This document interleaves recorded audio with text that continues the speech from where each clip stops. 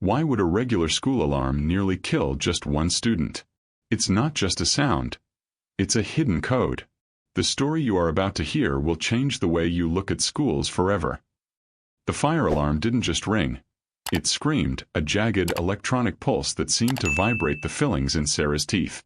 In her classroom, 25 history students jumped in unison, chairs scraping loudly against the linoleum. But Sarah didn't look at the door. She looked at Leo.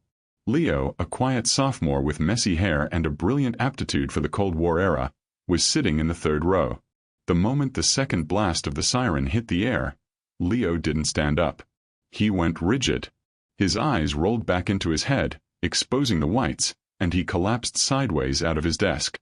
He hit the floor with a sickening thud, dead weight against the hard tile. "Leo!" A girl in the front row shrieked. Sarah was moving before the scream left the girl's throat. She vaulted over her desk, her movements precise and efficient, shedding the persona of the mild-mannered history teacher instantly. She slid onto her knees beside the boy, checking his airway. Clear. Pulse. Thready and racing. This wasn't a seizure. It looked like a system shutdown. Everyone out. Single file to the parking lot now. Sarah commanded, her voice cutting through the panic with military-grade authority. The students obeyed, terrified by the sudden shift in their teacher's demeanor. As the room emptied, the alarm continued its rhythmic, deafening shriek. Sarah timed it mentally. 3 seconds on. 1 second off.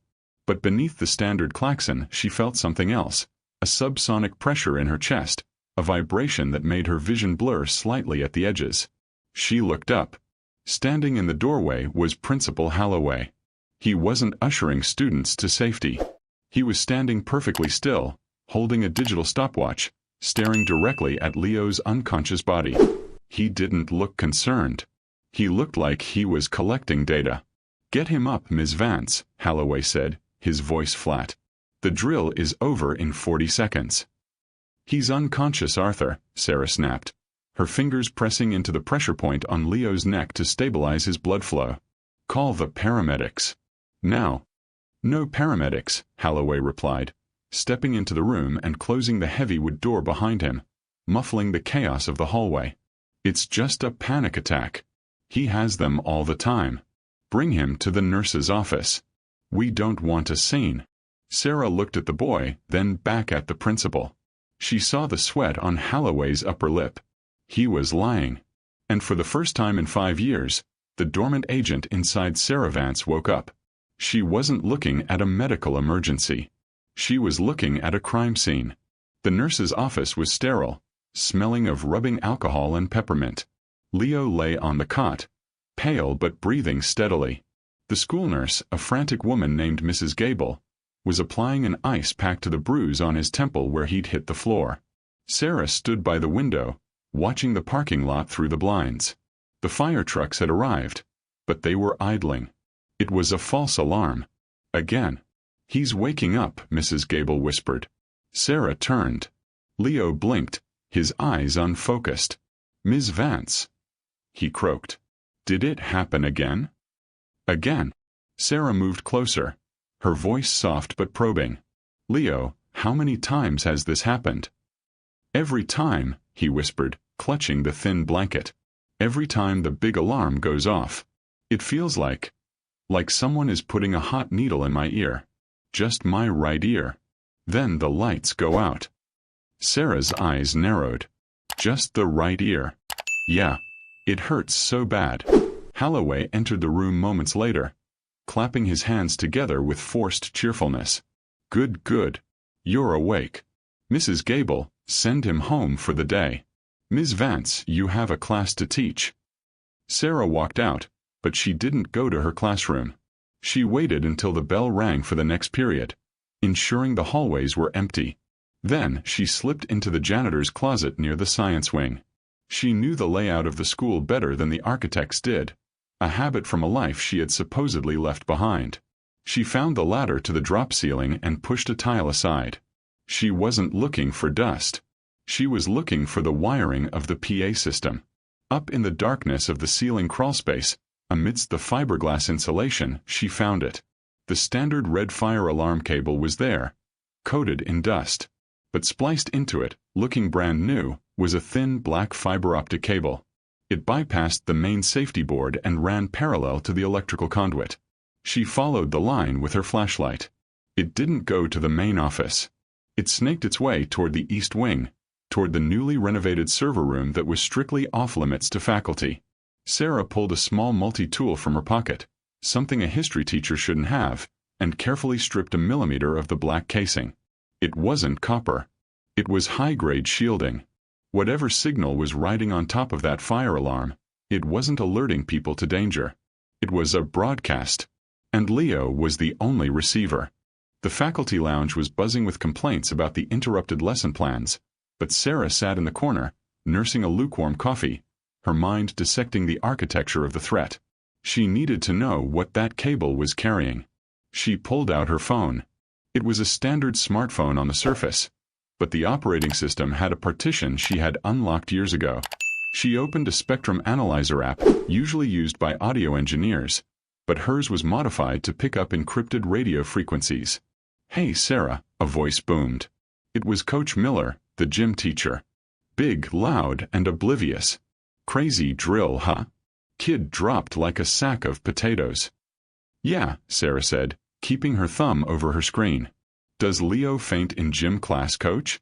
When you blow the whistle." Miller laughed, biting into a donut. "Nah. Kid's got stamina. Runs the mile under 6 minutes. It's just the fire alarm. Maybe he's pyrophobic or something." "Not fear. Physiology." Sarah waited until her planning period. The east wing was quiet. The server room door was reinforced steel with a keypad lock. Standard school security was a joke, usually a 4-digit code, often the school's founding year. But this keypad was military grade. Biometric. She couldn't force it. Not yet. She walked down the hall, pretending to examine a bulletin board, while scanning for Wi-Fi signals. Her phone pinged. A hidden network named Aeon_guest. Signal strength. 98%. It was broadcasting directly from the server room. Suddenly, the hallway darkened as a shadow fell over her. She turned to see Mr. Graves, the head of school security. He wasn't a mall cop. He was ex-police, dishonorably discharged, if the rumors were true. He wore his uniform too tight, and his eyes were always moving. "Ms. Vance," Graves said, his hand resting casually near his belt. "You're far from the history department." "Looking for the janitor," Sarah lied smoothly, her heart rate not increasing a single beat. "My heater is rattling." Graves didn't blink. He took a step closer, invading her personal space. "Maintenance is in the basement. This wing is restricted during school hours. IT guys are working on the mainframe. Sensitive stuff." Sensitive stuff in a high school? Sarah raised an eyebrow, playing the naive educator. "What, are we guarding the nuclear codes?" Graves didn't smile. "Student privacy laws. You know how it is. Get back to class, Ms. Vance. We don't want you getting lost." He watched her walk away. Sarah could feel his eyes on her spine. He was guarding the door, which meant whatever was inside wasn't just a server. It was the hub. Sarah needed leverage. If she couldn't get into the server room, she needed to know who put it there. The library was the information nerve center of the school, but not the books, the computers. She waited until 4 p.m. The buses had left. The cleaners were starting their rounds in the gym. The library was empty, save for the librarian, Mrs. Higgins, who was shelving books in the back. Sarah slipped behind the circulation desk and logged into the admin terminal. She had swiped Holloway's password 3 months ago. He typed it with 2 fingers, making it painfully easy to read from across the room. She bypassed the student grades and went straight to the budget reports. Public schools had to document every expense. If they bought new wiring, there had to be a receipt. She searched for maintenance, electrical, and upgrades. Nothing. Then she searched consulting. A hit. Aegis Educational Solutions. A monthly payment of $15,000. That was more than a teacher's salary. The contract was signed by Holloway and a Dr. Eris Thorne. Sarah opened a new tab and ran a background check on Aegis. The website was a generic placeholder. Stock photos of happy students, vague mission statements about optimizing the learning environment. But when she dug into the cached versions of the site, she found their parent company, Cicada Neurotech, a defense contractor specializing in crowd control and sonic weaponry. Her blood ran cold. She quickly minimized the window and accessed the student medical files. She needed to know about Leo. She pulled up his file. Asterisk Leo Sterling. Age: 16. Medical history: clean. Asterisk weight. There was an addendum, hidden in a subfolder marked Special Accommodations. She opened it. Asterisk subject: Leo Sterling. Note: cochlear remnant present in right ear canal due to childhood surgery. Sensitivity to frequencies above 18 kHz. Status: incompatible. Asterisk incompatible, Sarah whispered. Ms. Vance. Sarah alt-tabbed the screen to the library catalog instantly. She turned. Mrs. Higgins was standing there, holding a stack of books. Just looking for a book on the Industrial Revolution, Sarah said, smiling. We closed 10 minutes ago, Sarah, Mrs. Higgins said, her voice tight. And Principal Holloway is looking for you. He's in his office. Sarah nodded, grabbing her bag. She had the pieces now. The fire alarm was a sonic test. Aegis was testing crowd control tech or behavioral modification frequencies on the student body. Leo's old surgery made him a receiver for a frequency the other kids couldn't consciously hear. He wasn't sick. He was the only one reacting to the poison. Sarah didn't go to Holloway's office. She went to the basement. The school was built in the 1950s, a fallout shelter-era construction. Thick concrete, heavy pipes. The boiler room was down here, a labyrinth of hissing machinery. If Graves was guarding the server room upstairs, the physical connections, the power and the trunk lines, had to come through here. She descended the metal stairs, the air growing hot and humid. The hum of the boiler masked the sound of her footsteps. She moved like a phantom, stepping heel to toe. In the back of the room, behind a stack of old desks, she found a freshly installed breaker panel. It was labeled Project 73. She opened the box.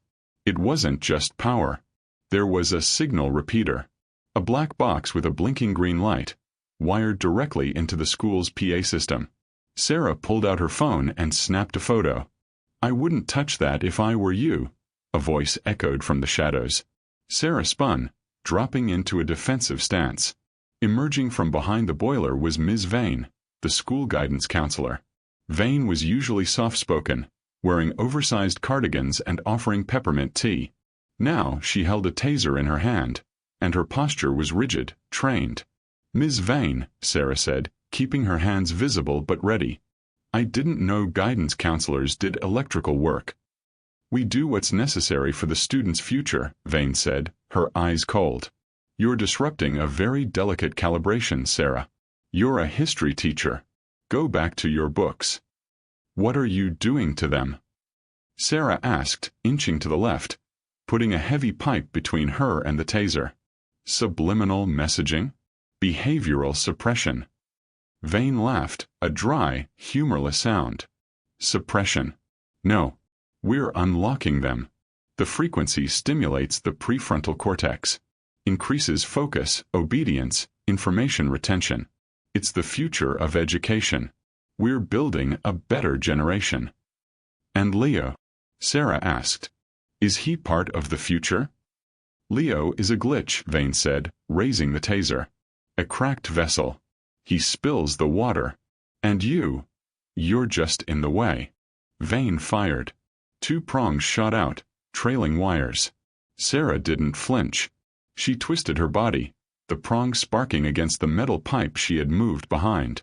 Before Vane could reload or pulse the current, Sarah lunged. The fight was short and brutal. Vane was trained, but she was trained for compliance, not combat. Sarah was trained for survival. Sarah swept Vane's legs, sending the counselor crashing onto the concrete. Vane tried to scramble for a radio on her belt, but Sarah kicked it away, pinning Vane's wrist to the floor with her boot. "Who else?"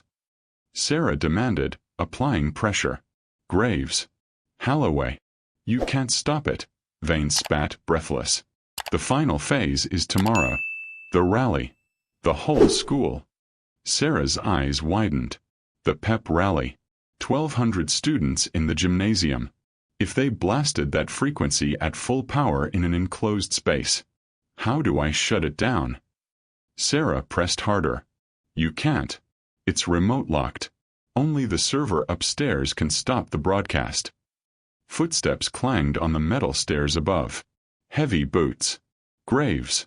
Sarah looked at the exit, a small coal chute window near the ceiling. She couldn't drag Vane with her.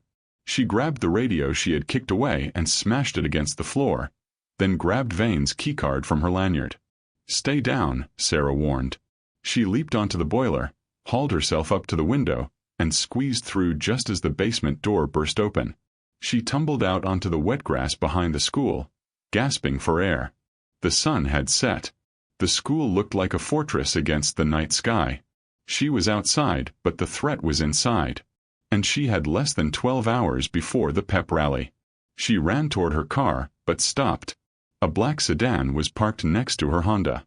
2 men in suits were standing by her trunk. They weren't police. They were cleaners. Sarah ducked behind a school bus. She couldn't go home. She was compromised. She checked her pocket.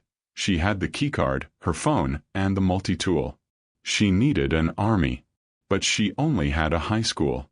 Sarah spent the night in the 24-hour diner 3 towns over, using a burner SIM card she kept taped inside her shoe. She contacted her old handler, a man known only as Bishop. Asterisk message. Active threat. Domestic soil. School target. Sonic weaponry. Need extraction for civilians. Asterisk the reply came 10 minutes later. Asterisk negative. No official ops. You are burned, Vance. Handle locally or abort. Asterisk she was on her own. Morning came with a heavy gray fog. Sarah drove back to the school, parking 2 streets away. She watched the students filing in. Innocent. Clueless. They were walking into a microwave oven. She saw Leo getting off a bus. He looked terrible. Pale, shaky.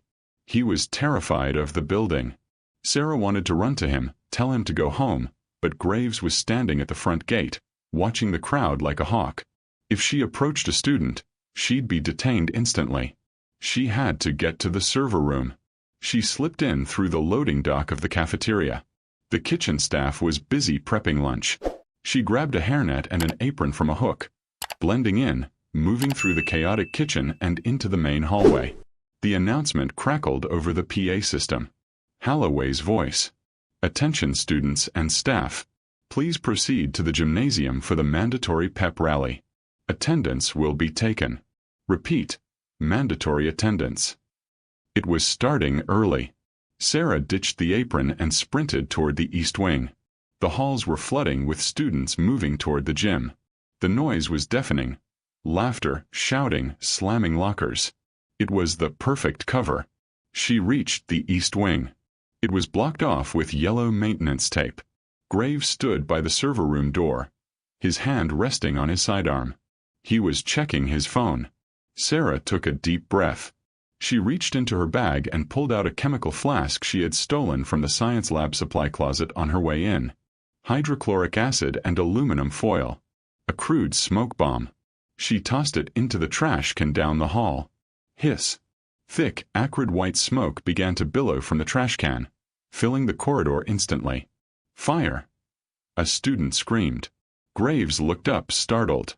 "Clear the hall," he shouted, moving toward the smoke to investigate. Sarah moved in the confusion. She stayed low under the smoke layer and slipped behind Graves. She swiped Vane's keycard on the server room reader. Asterisk beep. Access granted. Asterisk she slipped inside and locked the door behind her. The room was freezing. Rows of black server racks hummed with aggressive power. In the center was a terminal with 3 monitors. On the screen, a countdown clock was ticking. 00:04:30. Label. Cognitive Mapping Protocol. Wideband. She sat at the terminal. It was encrypted. "Come on," she muttered, her fingers flying across the keyboard. She tried to override the command. Access denied. The door handle rattled violently. Then a heavy thud. Graves was throwing his shoulder against it. "Open the door, Vance." Graves roared. "You have no idea who you're dealing with." "I know exactly who you are," Sarah shouted back, typing furiously. She couldn't stop the countdown. The software was locked out physically. She looked at the racks. If she couldn't hack it, she had to break it. She scanned the room. Halon gas fire suppression system. If she triggered it, it would suck the oxygen out of the room and potentially damage the electronics, but it wouldn't kill the signal fast enough. She needed to cut the hard line. She saw the main fiber trunk coming out of the floor. It was thick armored. Her multi-tool wouldn't cut it. The door hinges groaned. Graves had a crowbar. He was breaking in. Sarah grabbed a fire extinguisher from the wall. She wasn't going to use it on a fire. She jammed the nozzle into the cooling fan of the main server rack and pulled the pin, unleashing a blast of freezing CO2 directly onto the motherboard. The server whined, a high-pitched scream of dying electronics. Sparks showered down. But the countdown didn't stop. 00:02:15. The door burst open. Graves charged in, gun drawn. Sarah swung the heavy fire extinguisher like a battering ram, catching Graves in the ribs. He grunted, firing a shot wild into the ceiling. Sarah didn't stop. She tackled him into the server rack, the metal frame shuddering. Graves was strong, heavy. He backhanded her, splitting her lip. Sarah tasted blood. Familiar, metallic. It sharpened her focus. He pinned her against the desk, his hand around her throat. "It's too late," he snarled. "The investors are watching. The data stream is already active." "Not if there's no signal," Sarah choked out. She reached blindly behind her on the desk. Her hand found a carafe of water someone had left near the keyboard. She smashed the carafe against Graves' head. He staggered back dazed. Sarah grabbed the water-soaked keyboard and ripped it from the terminal, exposing the raw USB ports. Then she grabbed the exposed power coupling she had damaged with the extinguisher. "Don't!" Graves screamed, realizing what she was doing. Sarah jammed the live power cable directly into the liquid-soaked exposed ports of the mainframe. Crack! A massive arc of blue electricity exploded from the machine. The monitors shattered. The lights in the room blew out. The hum died instantly, replaced by the smell of ozone and burning plastic. Silence. Sarah slumped to the floor, panting. Graves lay unconscious, stunned by the electrical discharge or the blow to the head. From the hallway, the distant sound of the pep rally cheering faded. No scream. No alarm. No signal. She had killed the beast. The police arrived 10 minutes later. State police, not local. Bishop had come through after all. They arrested Holloway, Graves, and Vane. The Aegis van in the parking lot was found empty. The technicians had fled the moment the signal died. Sarah sat on the bumper of an ambulance, a blanket around her shoulders. She watched the students flooding out of the gym, confused but safe. Leo walked over to her. He looked better. The color had returned to his cheeks. "You stopped it," Leo said quietly. He didn't ask how. He just knew. "It's over, Leo," Sarah said tiredly. "The alarm won't hurt you anymore." Leo looked at the ground, shifting his weight. "Ms. Vance." When the alarm went off, it wasn't just noise. Sarah looked at him. "I know. It was a frequency." "No," Leo said, looking up, his eyes sharp and terrifyingly intelligent. "It was code. Binary encoded in the sound waves. I could hear the numbers." Sarah froze. "I wrote it down," Leo continued, pulling a crumpled piece of notebook paper from his pocket. "Before I passed out yesterday, I remembered the pattern." Sarah took the paper. It wasn't random numbers. It was a sequence of coordinates and bank routing numbers. Offshore accounts. Encrypted server locations. They weren't trying to control us, Leo said, his voice dropping to a whisper. They were using the school's PA system to broadcast stolen data to a receiver satellite, using the kids as a shield because no one looks for a signal coming from a high school. Sarah stared at the paper, then at the boy. The fainting. The sensitivity. He wasn't incompatible. He was a natural decoder. A biological savant. A black SUV pulled up. Bishop stepped out. He didn't look at Sarah. He looked at Leo. Is this the asset? Bishop asked. Sarah stood up, stepping between Bishop and the boy. He's a child. He intercepted a level 5 transmission with his brain, Sarah, Bishop said, opening the car door. He's not a child anymore. He's the only one who has the key. Leo looked at the car, then at Sarah. He didn't look scared. He looked ready. It's okay, Ms. Vance, Leo said, stepping toward the black SUV. I want to know where the numbers go. Sarah watched them drive away. She reached into her pocket and touched her own burner phone. She had thought she was hiding in the school. She realized now she hadn't been hiding at all. She had been guarding a honeypot she didn't even know existed. The bell rang. First period was over. Sarah turned back to the school. She had a history class to teach.